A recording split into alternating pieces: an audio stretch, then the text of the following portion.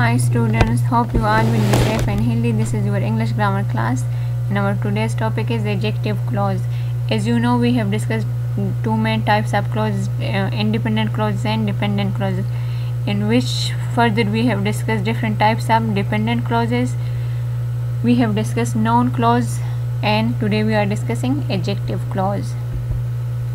An adjective clause, also known as an adjective clause, is a type of dependent clause. As you already know that it is a subtype of dependent clause that works to describe a noun in a sentence. It would function the same as an adjective is doing in a sentence, as an adjective is always modifying a noun or a pronoun, so an adjective clause will also do the same function of the adjective in a sentence. It would also modify or describe a noun in a sentence. It functions as an adjective. As we have discussed an adjective phrase as well, that adjective phrase also functions the same as of an adjective. So here adjective clause would also function the same, but as its name mentioned that it would be an adjective clause, which means that a clause is always having a subject and a verb in it. So an adjective clause would be a group of words consisting of subject and verb, and it would be modifying a noun in a sentence. So that's why we call it an adjective clause. It would be a clause functioning as an adjective in a sentence. That's why we have given it the name adjective clause.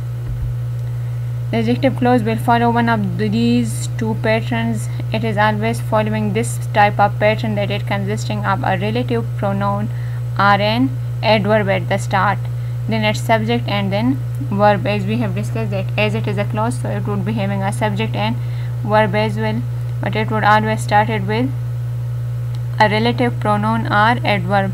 That's why it is also known as relative clause. As we have discussed that in dependent clauses we have different types of clauses, in which one was mentioned that relative clause is also one of its type. So this relative clause and adjective clause is almost the same, because an adjective clause always started with a relative pronoun. That's why we can call it a relative clause as well. Why? Because it is always starting with a relative pronoun, but as it is functioning as an adjective in a sentence, that's why we call it an adjective clause as well.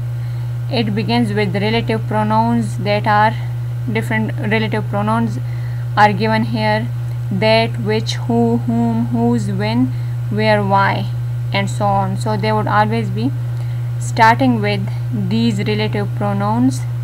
Then it would be consisting of a subject and a verb. Let's look at the examples, then it would be more clear to you.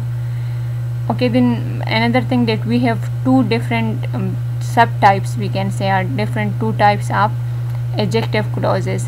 One is defining adjective clause, while another is modifying adjective clause. Now what is the main difference between defining and modifying? As you know, defining mean the definition, to give definition to something, to define something.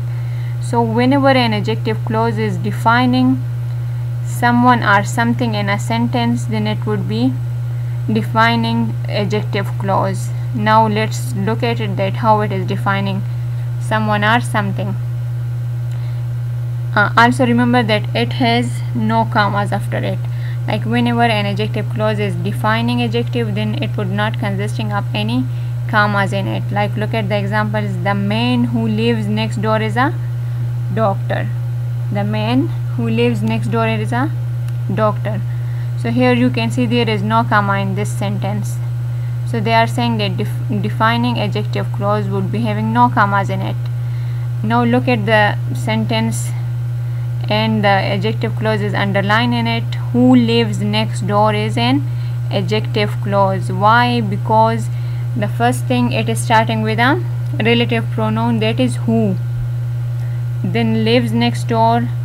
So here it is telling us about the man, that which man. So that's why it is an adjective. Why? Because it is telling us something more about the noun. And which noun? The man. But you know, like here they have just mentioned the man. They haven't mentioned a name of any man. They are just saying the man who lives next door is a doctor. So now here we didn't know that which man, so that's why it is an defining adjective clause. Why? Because it is defining the noun man here.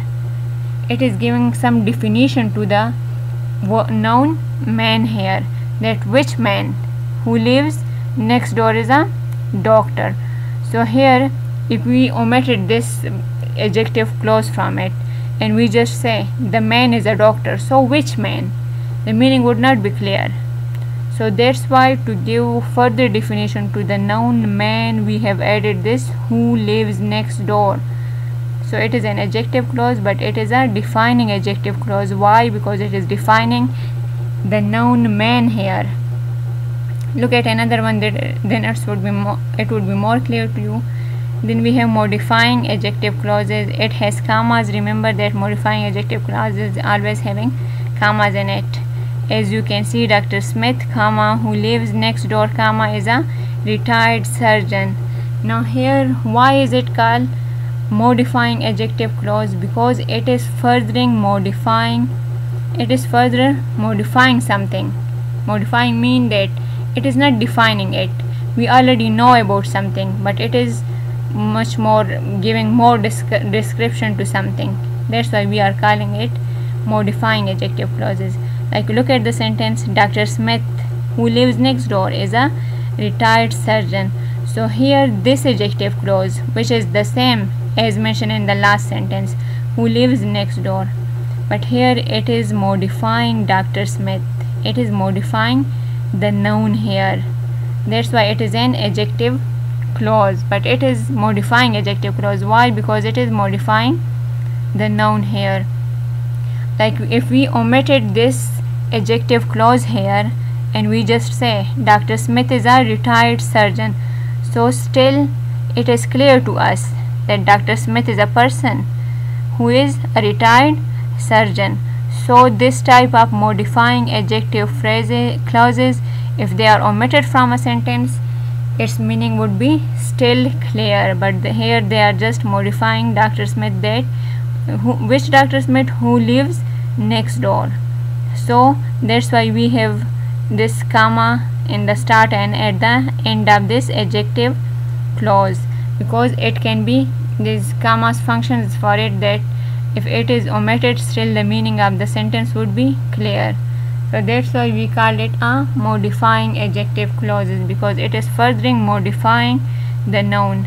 It is not just defining the noun as it is mentioned in the last sentence, that the man who lives next door. Here it is more defining the man. We didn't know about the man, so it is defining it, that which man is there. But in the next sentence we already know about Dr. Smith, the name of the person, the name of the man who lives next door, so it is just adding something more to it. It is just modifying the noun here.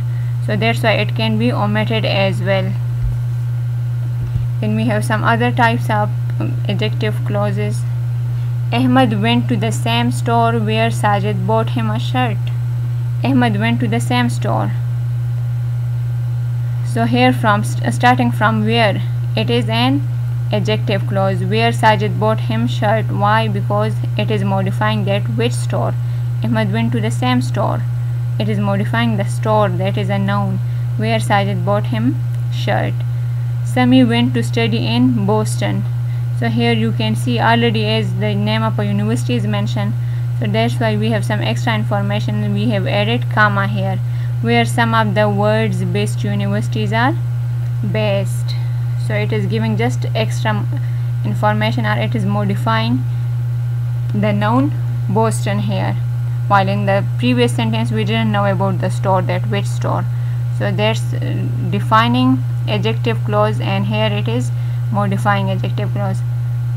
Then look at the next sentence. The only effort that matters is that or which leads to when. Here that and which both can be used, that's why we have put a slash in between them.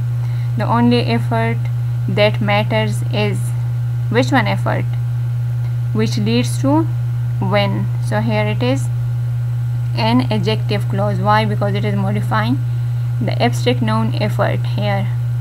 Hope this lecture would be clear to you and you would be able to differentiate between defining adjective clauses and modifying adjective clauses. Your homework for today is that you have to write 5 sentences which would be consisting of adjective clauses. Hope this lecture would be clear to you. See you in my next class. Till then, bye bye.